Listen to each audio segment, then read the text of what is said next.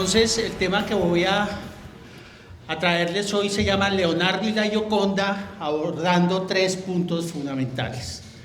Los descubrimientos científicos que se han generado alrededor de la Gioconda, los enigmas clínicos que se han planteado a lo largo de estas décadas sobre patologías que pudiese tener la Gioconda o la Mona Lisa, y las nuevas tecnologías al final que les voy a mostrar, que espero darles varias sorpresas como las que yo tuve cuando me metí hace ya algunos años a estudiar estos últimos trabajos de investigación.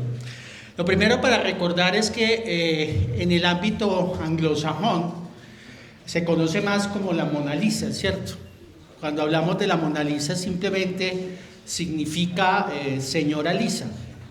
Entonces, en el ámbito italiano y francés se habla de la Gioconda o la Gioconda.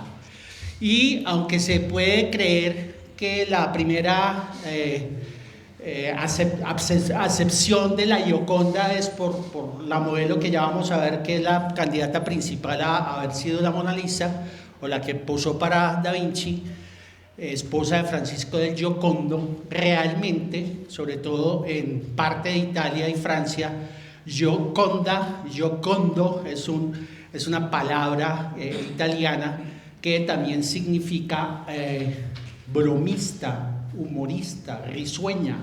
Entonces realmente se le conoce como la Gioconda, que me gusta más porque es que Mona Lisa es un error, cuando es la señora Lisa, pero en fin, no importa. Lo que pasa es que por eso quería también justificar el no poner Mona Lisa, más adelante sí lo pongo, sino Gioconda.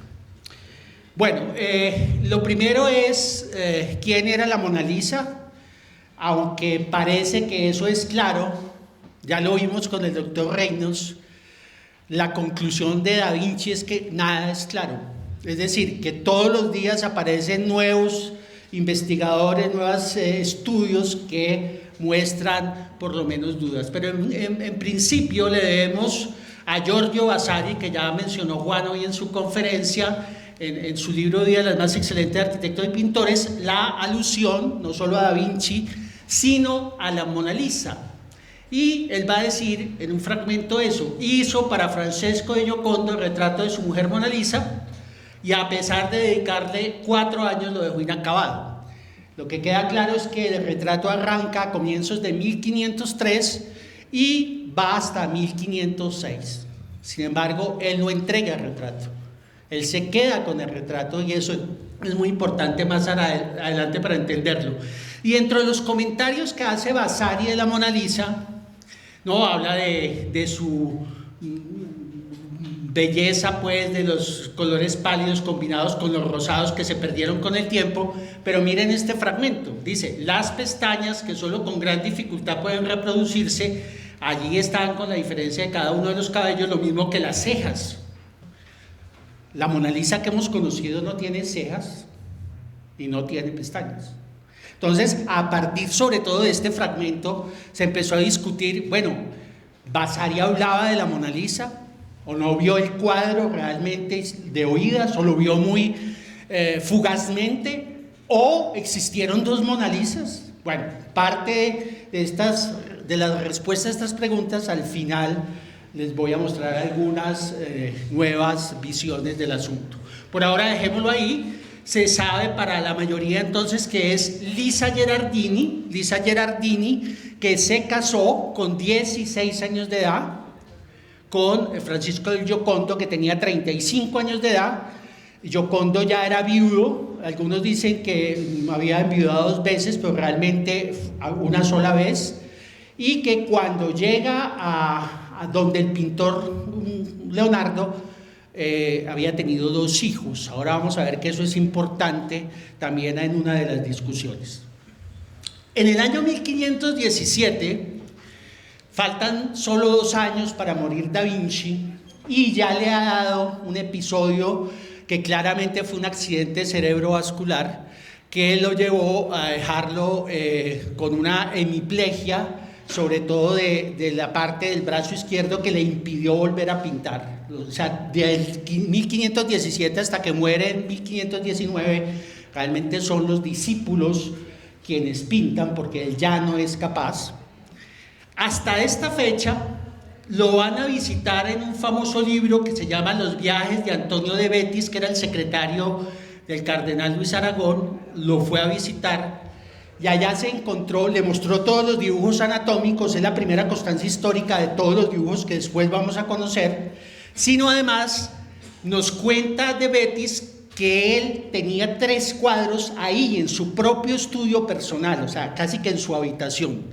Tenía el San Juan Bautista, tenía la Madonna con Santa Ana y un cuadro de cierta dama florentina que había sido encargada por el magnífico Giuliano de Médicis. Aquí también se da un punto muy extraño, porque entonces, según de Betis, que es el último, primero nos da cuenta que nunca entregó la Mona Lisa o la Gioconda, que siempre la tuvo y que hoy se sabe, la estuvo retocando el resto de su vida hasta el año 1517. O sea, él desde el 1503 al 1517 retoca una y otra vez la Gioconda. Y más adelante les muestro que esto que acabo de decir es una explicación a algunos de los hallazgos que se han encontrado con tecnología contemporánea. La duda está en que si era Lisa Giardini, la esposa de Francisco del Giocondo, ¿por qué Giuliano de Médicis le dijo Leonardo a de Betis era el que había encargado la obra? Pues los historiadores y críticos de arte llegaron a una especie de argumento que puede ser plausible. La mujer de Giocondo había conocido a Giuliano de Médicis, eran del mismo año, y a lo mejor fue una amante oculta que nunca lo supo su esposo. Pero es una posibilidad, digamos, plausible, pero que no hay una demostración de la infidelidad. Pero yo pregunto, nadie deja huellas históricas de la demostración de infidelidades, entonces el hecho de no encontrarlas no necesariamente invalida la hipótesis. Otras candidatas que se han dado para quién es la Mona Lisa o la Gioconda, está Cecilia Gallerani, que además la pintó pues Leonardo en la famosa Dama del Armiño. Está Isabel de Este, esposa del marqués de Mantua, Francisco Gonzaga. Está Caterina Sforza, señora de Forli. Hay como 15, traje las que han sido más plausibles, digamos, en ser la alternativa a Lisa Giardinelli. Y quizá el hallazgo más importante reciente es el que les voy a mostrar, que es la posibilidad de que fuera Isabel de Aragón, duquesa de Milán. Aquí tienen una referencia del 2018 de Kunsky, que es un historiador del arte muy respetado, que por lo menos lo convence a uno de la posibilidad de que en parte Isabel de Aragón hubiese sido por lo menos la modelo ideal. Hay algunas representaciones por otros pintores de Isabel de Aragón y se dice que la Virgen de Santa Ana tiene las facciones de Isabel de Aragón. Kulski va a comparar los rasgos de Isabel de Aragón con los rasgos de la Mona Lisa que conocemos y se encuentran una serie de similitudes que pudiese por lo menos pensarse que como Da Vinci estuvo casi 18 años en Milán, Isabel se haya convertido para Leonardo en una especie de modelo muy admirado, obviamente no de modelo admirado a partir de una relación erótica, porque no la tuvo al parecer con mujeres, pero sí de una gran amiga y de un gran referente. En ese sentido, aunque pintó a Lisa Giardinelli, en él estaba hacerle un homenaje soterrado, si se quiere, a Isabel de Aragón. Cuando se mete en la política es muy complicado, porque es que realmente Isabel de Aragón es catalana, entonces la línea independentista catalana tomó a Isabel de Aragón como que es la Mona Lisa, y hoy en día es muy complicado hablar de este tema en España. Si usted está en Madrid o está en Barcelona, tiene que o guardar silencio o decir, no, claro, es Isabel de Aragón. Entonces, vean ustedes cómo Leonardo y sus obras siguen suscitando de alguna manera pasiones contemporáneas a conflictos contemporáneos. Bueno, la otra posibilidad es, este es un trabajo de computador que se hizo recientemente, donde si se mezcla, este es el rostro de Gian Giacomo Caprotti de Oreno, conocido mejor como Salai. Salai fue un muchacho que entró al servicio de Leonardo da Vinci en 1490 y que lo va a acompañar hasta 1518. Los dos grandes jóvenes discípulos fueron Salai y Francisco Melzi. Todo indica que Salai es el mayor candidato a haber sido el novio, pues, de Leonardo da Vinci. Era muy femenino, era muy andrógino, incluso hay 2 o 3 testimonios indirectos que refieren que Salai era homosexual y que explícitamente lo manifestaba. De hecho, sí hay mucho cariño por Salai por lo siguiente. Bueno, en la mezcla computacional lo que se pretende mostrar es que aquí está la Mona Lisa, aquí está Salai, y al mezclar los 2 rostros aparece esta figura que de alguna manera sigue teniendo esa androginia que tiene no solo la Mona Lisa, sino muchos de los retratos de Leonardo da Vinci. Da Vinci ya había hecho un primer retrato de Salai, y el famoso Juan Bautista es, sin lugar a dudas, Salai. Es decir, que una de las 3 obras con que él murió estaba el Juan Bautista, que era claramente Salai, la Mona Lisa, que pudo también tener algo de Salai, y además, cuando murió Leonardo da Vinci le legó a Melzi los cuadernos y le legó las pinturas a Salai. O sea, el dueño de la Mona Lisa y de todos estos cuadros fue Salai. Entonces, indudablemente, pues por lo menos hay una posibilidad de inspiración. Aquí empieza la tecnología a funcionar. En el año de 1995, Lilian Schwartz va a ser la primera trabajo pionero ya de computación sobre la obra de Leonardo, y además es aquí donde se desarrolla el programa Morphing, que después lo vamos a ver en las películas de Matrix y que hoy pues todos podemos tener en nuestro computador, pero en ese momento fue muy importante.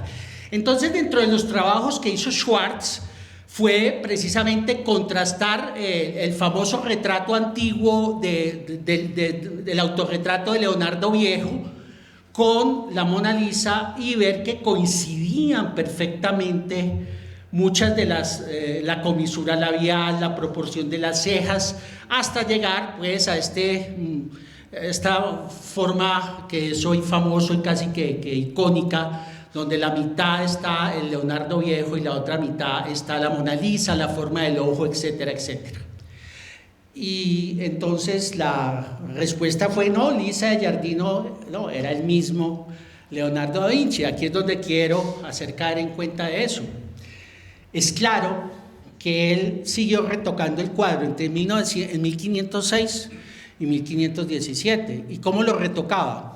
Usando su propio rostro como espejo. O sea, el hecho de que encontremos también a Leonardo da Vinci en la Mona Lisa no significa que solo sea Leonardo da Vinci, sino que incluso se explica porque él trabajó más años perfeccionándolo a partir de la forma más fácil que tenía, que era su propio rostro.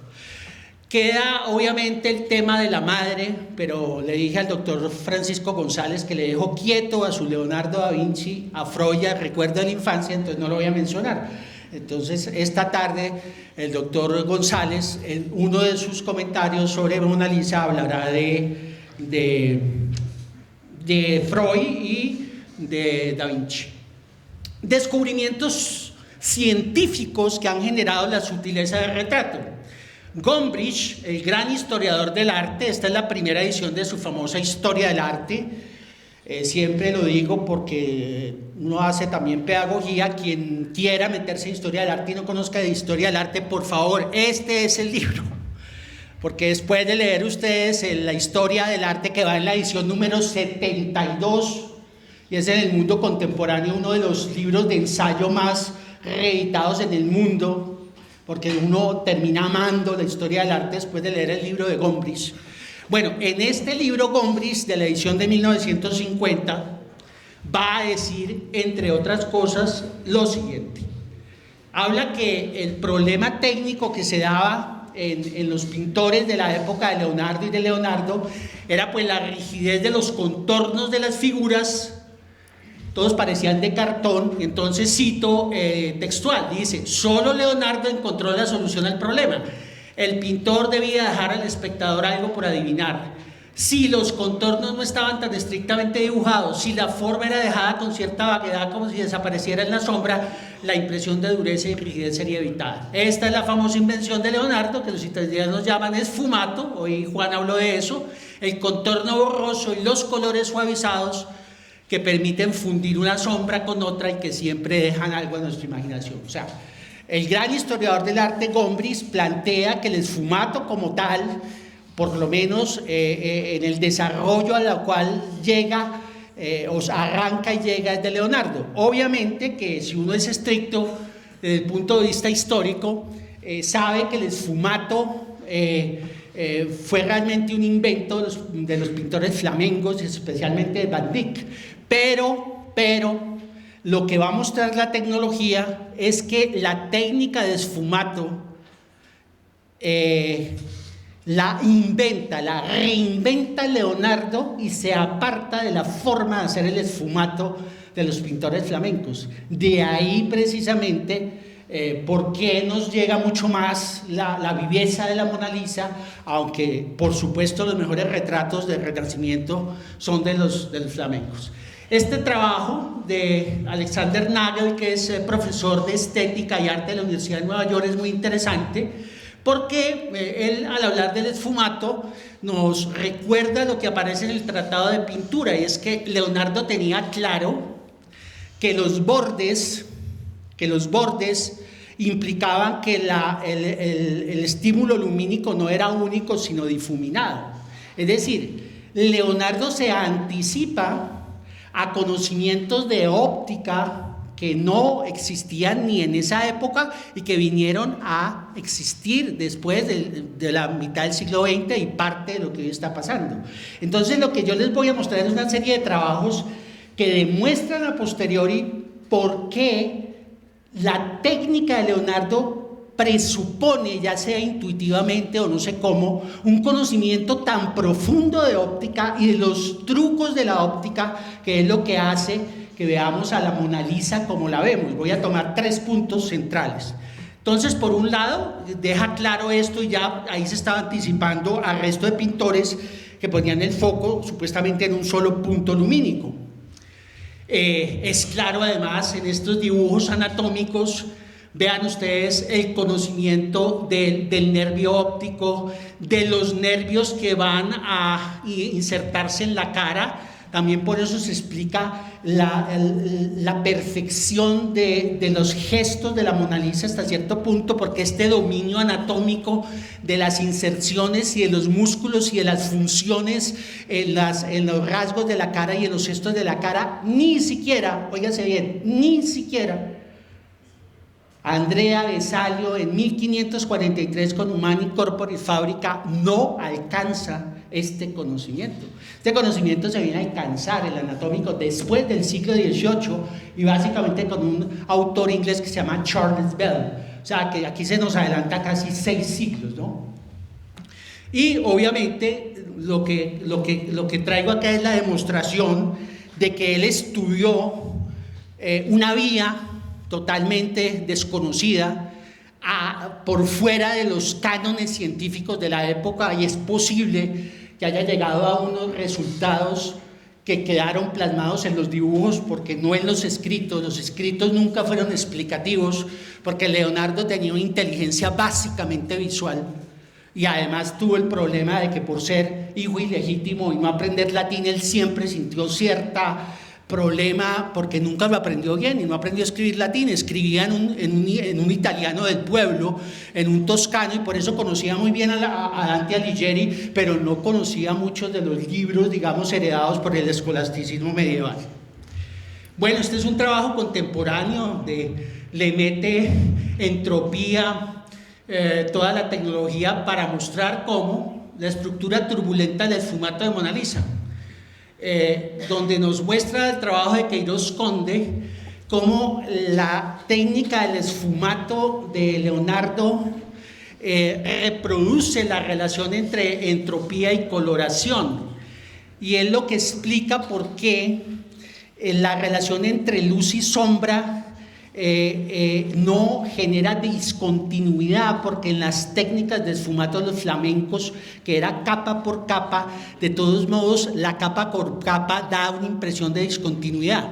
Al crear una técnica donde él iba poniendo motes de pintura al azar, pero con distinta profundidad, y después cubría, y al final volvía a cubrir, genera la relación entre luz y sombra, que es fundamental para poder que los bordes van a estar en los ojos y las comisuras de los labios y también en los surcos nasogenianos, nos diga tantas cosas, porque logró comprender la profundidad de descubrimientos muy contemporáneos. Entonces le mete entropía, y hay un trabajo que no traje pues por tiempo, que es extraordinario, un trabajo del 2017, donde la sensación de la Mona Lisa, que ustedes, dependiendo de cómo la vean y el ángulo que la vean riéndose o la ven melancólica, llevó a un trabajo de física cuántica que es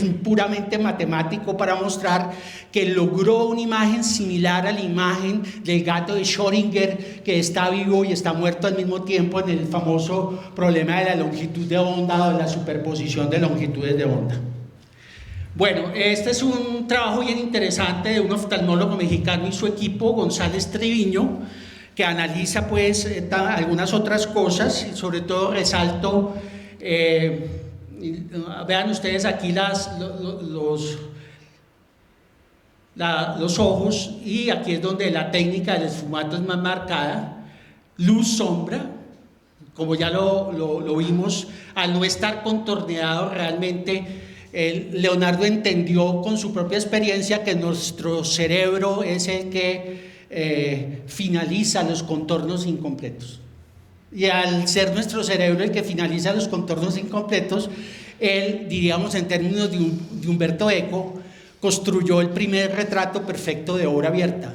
Cada espectador tiene su Mona Lisa, porque es nuestra mirada y nuestro cerebro el que cierra los contornos, y no todos los contornos se cierran igual, y depende de la angulación. Lo que les decía ahora, ¿qué era lo que se hacía? Superposición de capas translúcidas. Esto se ha demostrado con unas nuevas tecnologías que ahora les digo, pero digámoslo de una vez: yuxtaposición de toques diminutos de tonos, y después se cubre con barniz tradicional, y permite una continuidad de la relación entre luz y sombra. Especulan acá que hay motas tan pequeñas que para la época no había pinceles tan gruesos. Entonces es posible que Leonardo haya usado las yemas de los dedos de las manos, porque no existían los pinceles para ciertos tipos de motas que después se han identificado. Bueno, esto por tiempo simplemente se los voy a resumir. Hay tres cosas que la Mona Lisa nos genera. Por un lado, nos genera la sensación de movimiento. Por otro lado, dependiendo la distancia y la angulación, y dependiendo dónde fijemos la mirada, la vemos riéndose, o por el contrario, la vemos seria pero haciéndonos ojitos. No al mismo tiempo. Al mismo tiempo no nos hace ojitos y no se ríe. Y todo esto se explica hoy en día por conocimientos, digamos, de fisiología de la percepción ocular, visual, la inhibición lateral de Ratif, que ya les voy a poner un ejemplo. ¿Qué es lo que pasa? Recordemos que el espectro visible humano, nosotros tenemos un espectro que va de 380 nanómetros por un lado hasta 760 nanómetros. A un lado están los ultravioleta y al otro lado están los infrarrojos, ¿de acuerdo? Y dentro del espectro visible La fóvea, la parte central, lo que va a generar la mirada central, está llena de conos, mientras que en las periferias está llena de bastones, que es para la percepción de las sombras. Es en la zona de periferia donde están los bordes, por eso son quienes determinan la percepción periférica son las células ganglionares que se encuentran en las periferias. Entonces, las células ganglionares son fundamentales y explican ejercicios como este. Ustedes ven diferentes colores, esto se llama la banda de Marsh, pero realmente son de la misma coloración gris. Lo que pasa es que lo vemos más oscuro porque el contraste es blanco y aquí lo vemos más blanco porque el contraste es negro. Esto lo entendió perfectamente Leonardo da Vinci en su pintura de la Mona Lisa. Esta es la llamada rendija de Hermann. Yo no sé si la foto permite, yo desde acá la veo. Mírenla por favor por un momento con una visión global. ¿No alcanzan a ver manchitas aquí en las intersticiones? ¿Sí? Bueno, y si ustedes solo fijan la mirada en una sola parte, la manchita se desaparece. Entonces, lo que logró Leonardo, ya les voy a mostrar cómo lo logra en la Mona Lisa, es que se cumpla estos procesos de juego óptico entre la relación de la mirada central y la mirada periférica para la imagen del movimiento y para el cambio tanto en los ojos que nos siguen a dónde vamos, como en la risa que se ríe a veces y a veces está triste o a veces no se ríe. O sea, construye un dibujo en el cual trabaja casi 20 años de su vida para lograr esta perfección que otros cuadros de la época no logran realmente, porque hoy se ha hecho comparación computacional. Bueno, aquí por ejemplo está también parte de los trucos. Vean aquí la Mona Lisa. La posición de la Mona Lisa está lateralizada la mirada aparentemente, pero lo que pasa es que si trazamos una línea, la pupila izquierda, el ojo izquierdo está totalmente en el centro.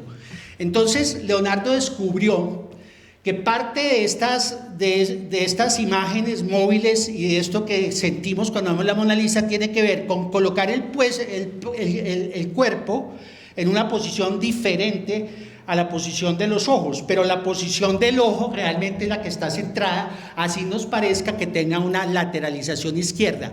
Esa combinación lleva a dos estímulos simultáneos a partir de las células ganglionares, pero por inhibición lateral es que nosotros vamos a sentir la posibilidad de percibir movimiento y diferencias en la percepción de la Mona Lisa. Este es un trabajo muy importante, salió por primera vez en Science, se lo debemos a la doctora Margaret Livingstone, quien descubrió claramente entonces la división entre mirada central y mirada periférica y mostró a partir del estudio de la Mona Lisa cómo estaba construida tanto en altas como en bajas frecuencias y la intermedia para demostrar que la Mona Lisa permitía el juego a partir del conocimiento de la relación entre mirada central y mirada periférica. Si ustedes quieren hacer el ejercicio, céntrense por favor en la risa, estamos muy lejos, pero si la mirada central se localiza en la risa desaparece, no hay forma de ver la risa. Y empezamos a ver los ojos por la periférica, como si algunos hasta pueden ver que están guiñando los ojos. Pero si lo vemos en general, alcanzamos a ver la sonrisa. Pero si vemos los ojos ya no están fijos, pero la sonrisa se incrementa. O sea, esto es un proceso que Leonardo tenía que tener claro. Y por eso se demoró lo que se demoró, porque lo que estaba haciendo era una maravilla que todavía hoy apenas estamos entendiendo desde la tecnología. Bueno, Chakrabarty va a ir más allá en la sensación que nos da el movimiento de la Mona Lisa cuando la vemos y va a plantear primero la hipótesis que la Mona Lisa, por su construcción pictórica que les dije ahora, es el primer cuadro que alcanza lo que él llama un nuevo principio estético que él denomina dinamismo y que diferencia del concepto como tal de arte cinético, porque está basado precisamente en la investigación científica. Chakrabarty, después de este primer trabajo, empezó a hacer estudios reales con pacientes, con personas, mostrándole la Mona Lisa y otros cuadros y mostrando con estudios de tomografía por emisión de positrones y otros trabajos, y confirmó su hipótesis. Y lo que les voy a mostrar es una maravilla. Resulta que la Mona Lisa genera en las distintas zonas de Secchi, estimula fundamentalmente la zona B5 y estimula en menos proporción la zona B1, la B3, la B4. Es decir, el cuadro de la Mona Lisa estimula la sensación de movimiento. Se ha planteado por qué y cómo. Parece ser que nosotros ya estamos predispuestos a ver mover a la Mona Lisa y eso preexcita el sistema de B5.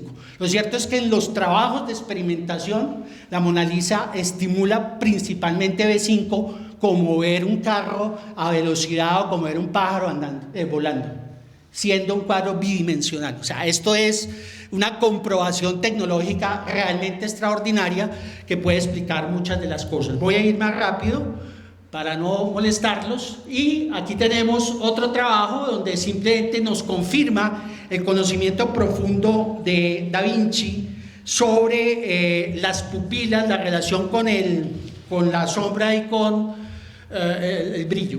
Algunos plantearon que había una anisocoria. Si ustedes ven, ambas están ligeramente midriáticas, pero esta está más midriática que esta. Realmente no hay que buscarle una patología, una variante de la anisocoria, sino que Da Vinci había logrado perfeccionar los intermedios, es decir, era claro que miosis igual luz intensa, midriasis igual oscuridad, y él logró entender cómo se daban los procesos intermedios frente a la pupila. Y lo que pasa es que en el caso de las luces, cuando lo analizamos, así parezca lo contrario, realmente encontramos que hay un poco de menos de luz que entra directamente en la pupila y explicaría hasta cierto punto la anisocoria. Enigmas clínicos. Se han dado alrededor de 44. Realmente algunos han salido de los cabellos, que no simplemente, aquí hay una lista, que este es el libro del doctor Cruz Hermida, donde no estoy hablando más del libro ni de él, sino que lo que hizo fue un trabajo de recopilar todo lo que se había hecho, pero hay algunos pues verdaderamente que son inaceptables. Hay un autor que dijo que era una sífilis porque Mona Lisa tenía esta expresión, debió haber recibido tratamiento con mercurio y los ojos y los dientes estaban negros. Es decir, ese tipo de análisis realmente no nos deja bien parados a los médicos frente a los cuadros. Pero sí hay otros interesantes y rápidamente los voy a mencionar. Los plausibles están acá: embarazo de la Mona Lisa, indudablemente parálisis del facial con degeneración walderiana parcial, alteraciones en la dentición es una posibilidad. Ya vamos a ver por qué la hiperlipidemia y la posibilidad de pensar en una hiperlipidemia familiar o una hiperlipidemia esencial. Colangitis biliar asociada a hipotiroidismo, hipertiroidismo más embarazo, y la posibilidad de una tiroiditis desencadenante del hipotiroidismo. Muy rápidamente los que me parecen más interesantes. Hay que abonarle al doctor Kiel, que era médico y es el gran experto en la parte médica de Leonardo da Vinci. A todos les recomiendo este libro, donde se dedica con la mirada del médico a estudiar los aportes de Leonardo da Vinci. Y aquí lo que va a decir Kiel es que fue el primero en el ámbito de la historia de la ciencia y del arte en decir que realmente la cara llena, cierto edema que hay en las muñecas, como ustedes ven, el tamaño de las mamas y la característica dada que la Giardino estaba embarazada y que cuando empezó a posar estaba embarazada. Pero el otro mejor aporte de Kiel en este ensayo, que se llama La génesis de la Mona Lisa, es el primero en llamar la atención que el cuadro de fondo, el paisaje de fondo, es una profunda relación con la expresión de macrocosmos y microcosmos. Aquí en el paisaje de fondo además hay una continuidad explícitamente Leonardo da Vinci quiso darle una continuidad a la imagen de Mona Lisa y el paisaje de fondo. Estos son los ríos que entran por las vías que van al corazón, etcétera, etcétera. En el Codex Leicester, que lo compró Bill Gates, por cierto, él es el dueño del código Leicester, hay un fragmento que dice ¿no? La relación entre la tierra, espíritu vegetativo, tanto que su carne es el suelo, sus huesos son las configuraciones de las empalmadas rocas que componen las montañas, sus tendones son la toba calcárea y su sangre es el agua de sus venas, el lago de sangre que yace en su corazón es el mar, océano, etcétera. Es decir, que él dice que el homenaje a la maternidad de la Mona Lisa es la correlación entre el macrocosmos, una tierra que también representaba el embarazo de alguna manera, con la mujer, que es la Mona Lisa, como representación del microcosmos. No voy a hablar de los nexos con Marsilio Ficino y con la escuela de Lorenzo de Médicis, porque me pidió el doctor Pacho González que él va a hablar de eso, luego prometo, ya, sigo derecho, pero quiero hacer caer en cuenta de lo siguiente. Hay mucha bibliografía que habla de la influencia precisamente de Marsilio Ficino y de Pietro de la Francesca, es decir, del movimiento cabalístico, renacentista y hermético renacentista en la concepción de macrocosmos y microcosmos. Pero me encontré con un trabajo maravilloso de Welber Smith que lo deja uno convencido, porque lo cita directamente, de que pasajes enteros que están en los cuadernos de Leonardo da Vinci sobre la relación de macrocosmos, microcosmos, no es de estirpe renacentista, sino medieval, a partir del texto de este personaje, Ristoro de Arezzo, que escribió este libro, Composición del Mundo, en 1282, y que además ayudó también a Dante Alighieri en la construcción de su tratado sobre las tierras y las aguas. Entonces, la pintura no sería la visión renacentista hermética, sino tendría más fuerza la visión medievalista que proviene a través de Risotto y de Dante. Hoy Julián también, que sé que nos va a hablar de algo de esto, pues complementará muy bien lo que estamos hablando. Bueno, aquí está entonces el doctor Adur, que nos va a decir que es una parálisis facial, nos muestra que está elevada la comisura izquierda, está disminuida frente a la derecha del índice palpebral, y él dice que ahí que posiblemente esta imagen que no alcanzó a completar bien Leonardo sería secuelas aquiléticas en el lado derecho. También Maloney va a favor de que sea una parálisis de Bell, y realmente uno podría semiológicamente decir que sí, porque la hiperlipidemia y la enfermedad, aquí está, vean ustedes que hay indudablemente algo que se parece a un santelasma, y que aquí perfectamente esta imagen puede ser un lipoma. Cuando empezaron el cuadro tenía 25 años, entonces el doctor Decker va a plantear que era una hiperlipidemia esencial, una hiperlipidemia familiar, y que Lisa Giardini murió a los 37 años. Se equivocó, porque Lisa no murió a los 37 años, y ahora al final cuento, esto es digamos, documentos relativamente recientes que tienen menos de 10 años, que realmente muestran la bibliografía verdadera de Lisa Giardini. Está este último trabajo que me parece muy interesante, de Mera y Campbell, publicado el año pasado en Mayo Clinic Proceeding, donde ellos plantean básicamente lo siguiente. Ellos plantean que hay un hipotiroidismo porque siempre llamó la atención un poco el abotagamiento de la piel y la amarillez de la piel, aunque técnicamente también se explica, y el santelasma y el lipoma serían perfectamente secundarios a un hipotiroidismo. Entonces ellos lo que plantean es la posibilidad de que Lisa Giardinelli hubiese desarrollado una tiroiditis postparto, una tiroiditis del embarazo, perdón, que terminó yendo a un hipotiroidismo postparto. Y aquí les cuento muy rápidamente la biografía. No, Lisa Giardini acababa de tener un niño en diciembre de 1502, y en enero empezó enero, febrero empezó el cuadro con Leonardo. Luego, los rasgos que tiene todavía es una mujer que está en estado de posparto, y por lo menos biográficamente, históricamente, este diagnóstico me parece interesante y me parece factible, sin que podamos decir pues que es el definitivo.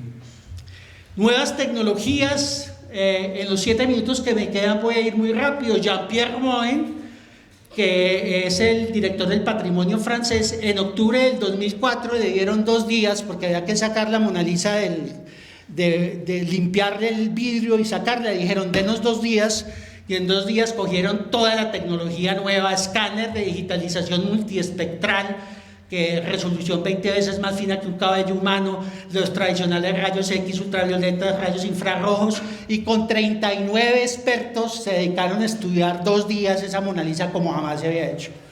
Algunos de los resultados son estos. La mujer del cuadro lleva un precioso velo de gasa que ya no lo vemos, enganchado al cuello, y que era un símbolo de las mujeres embarazadas o que habían dado a luz recientemente. Luego confirma la hipótesis de que comenté ahora.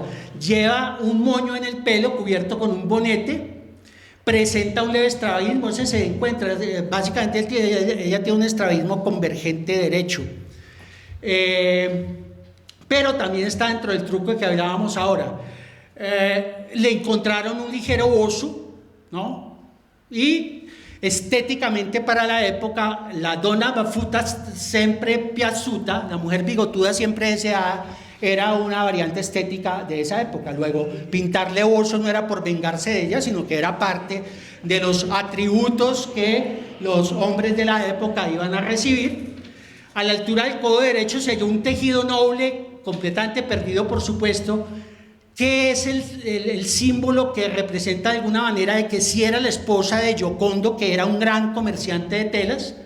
No aparece ningún mensaje del código de Da Vinci. Entonces dejemos los libros de Brown en la ficción, está muy bien, pero no confundamos esa ficción, perdónenme, una ficción hollywoodense con la realidad histórica, porque ahí es donde empezamos a pervertir la memoria de Da Vinci. Repito, muy bueno si uno lee la ficción, pero como ficción. Y finalmente asegura que el informe que padecía asma, pero no da una explicación.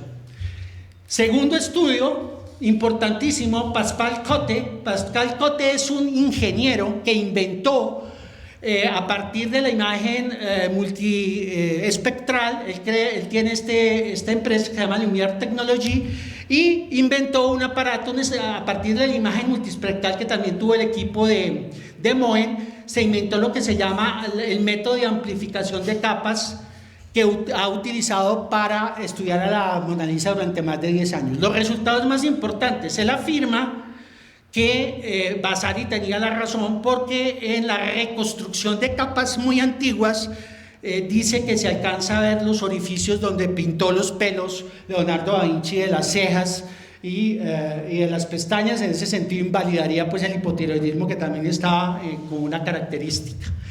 Y viene el aporte más polémico, y es este: él encontró en una capa remota otra, en la reconstrucción es otra mujer.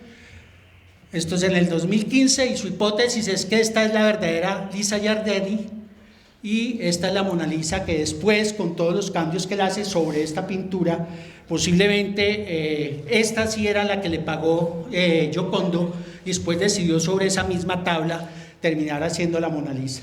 Louvre no se ha manifestado, la mayoría de historiadores están callados porque es muy respetado Cotte. Pues ahí les cuento que esa es una de las bombas. Si esto se comprueba, realmente sería algo muy interesante. Acuérdense que hablamos de multiespectral que no tiene los ojos. Este es el libro donde él deja todo su trabajo de más de 10 años, lo recomiendo, con unas fotos extraordinarias. Y por último, las 2 Mona Lisas.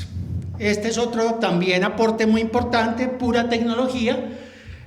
Básicamente Asmus ha sido el director de esto. Él empezó a trabajar en esto en el 1989 y la culminó en un trabajo del 2016.